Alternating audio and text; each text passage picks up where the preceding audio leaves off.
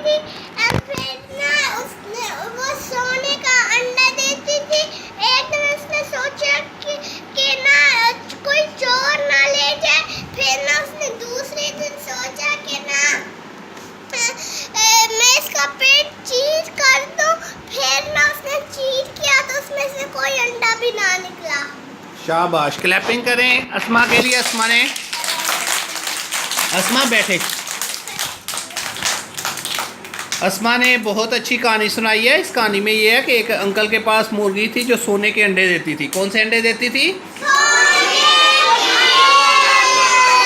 तो सोने के अंडे देती थी। तो एक दिन ना रोज एक ही अंडा देती थी ना, तो वो रोज़ एक अंडा लेते थे और जाके बाज़ार बेच के आते थे और पैसे मिलते थे।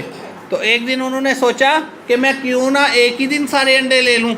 तो उन्होंने उसके लिए मुर्गी का पेट चाक किया, मुर्गी को काट दिया ना। तो जब अंदर देखा तो कोई अंडा भी नहीं था। तो उस अंकल ने लालच किया ना कि मैं एक ही दिन बहुत सारे अंडे लेता हूँ। तो उनको लालच की सज़ा मिली कि ना उनको अंडे मिले और उनकी मुर्गी भी मर गई।